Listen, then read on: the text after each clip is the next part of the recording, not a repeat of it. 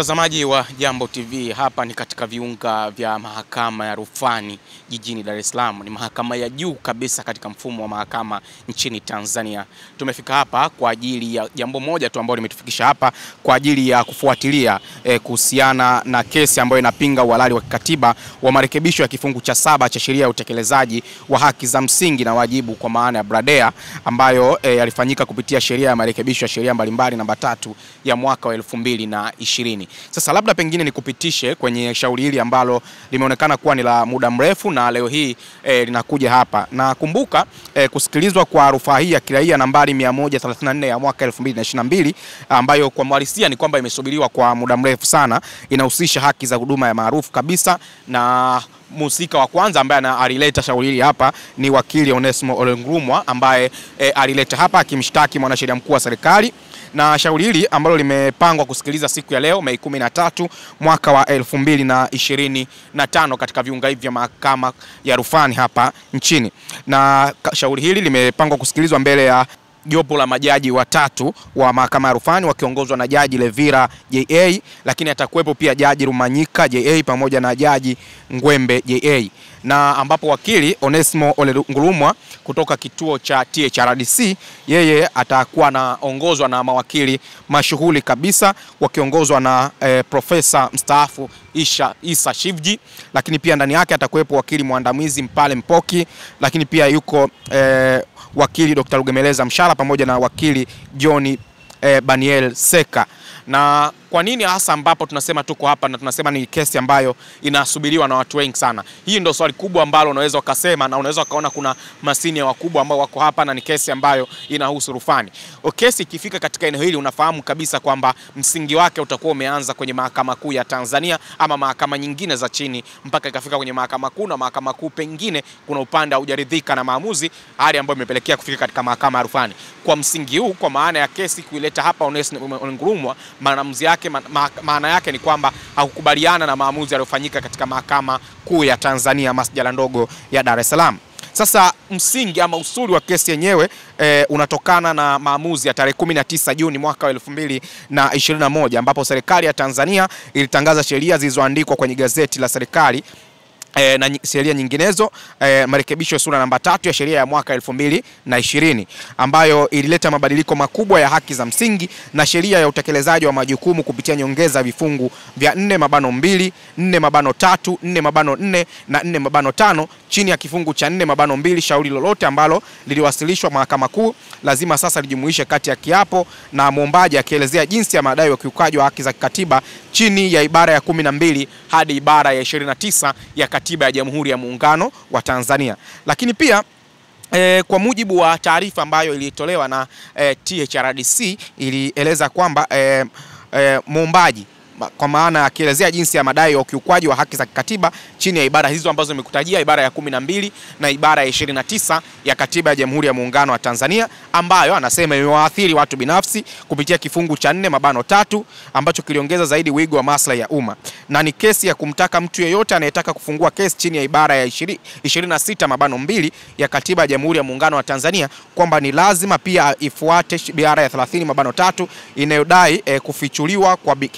kwa maslahi binafsi ya viongozi. Sasa msingi wa kubadilishwa kiwango cha sheria cha kesi hiyo kama hivyo, aidha kifungu cha 4(4) ilianzisha sharti ya kwamba wakati wa kutafuta suluhu ama kwa matendo na makosa ya cheo cha juu, viongozi mbalimbali wa serikali kwa maana viongozi waandamizi wa serikali ikiwemo Rais wa Jamhuri ya Muungano wa Tanzania, Makamu wa Rais wa Jamhuri ya Muungano wa Tanzania, Waziri Mkuu wa Jamhuri ya Muungano wa Tanzania, Spika wa Bunge la Jamhuri ya Muungano wa Tanzania na Naibu Spika wa Bunge la Jamhuri ya Muungano wa Tanzania, bila kumsahau pia Jaji Mkuu wa Tanzania, waleta maombi lazima wamshtaki mwanasheria mkuu wa serikali badala ya viongozi wao moja kwa moja. Kwa unaweza ukaona msingi hapo kwamba sheria hiyo ambayo nimetoka kuieleza na ibara zake ni kwamba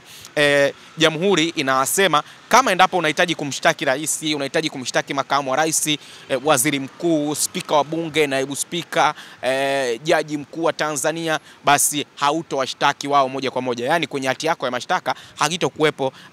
nafasi ya rais, itakuwa badala yake moja kwa moja utamgusa mwanasheria mkuu wa serikali, miongoni mwa jambo ambalo linakuja kupigwa hapa na Onesmo Ole Ngurumwa. Lakini pia kifungu cha 4(5) ambacho kinaweka masharti kwamba masuluhisho mengine yoyote ya kisheria yanayopatikana chini ya zilizopo sheria lazima ziwe zimekamilika kabla ya kuanzisha kesi chini ya haki za msingi na utekelezaji wa wajibu tendwa. Na kwa ujumla sheria iliyoandikwa na marekebisho mengineyo ya namba 3 ya mwaka 2020 ilianzisha mabadiliko makubwa ya kisheria ambayo yameibua wasiwasi mkubwa wa katiba. Sheria iliyowekwa sharti kwamba watu binafsi tu ambao wanaweza kuonyesha madhara binafsi wanaweza kuleta kesi. Madai ya ukiukwaji wa haki za msingi na binadamu zilizobakishwa chini ya vifungu hivyo ambavyo vimezungumzwa. Moja kubwa hapa ambayo mleta maombi Onesmo Ole Ngurungu anajaribu kuja kuileta mahakamani, ambayo mahakama ya rufani pengine itatoa maamuzi, anaona kama kuna haki ya kimsingi ambayo inakiukwa, kwa maana ya pale ambapo wanaonekana pengine una shida na naibu spika, una shida na kwa maana ya shida ya kisheria, na maanisha hivyo na jaji mkuu, waziri mkuu. Kwa hiyo maana yake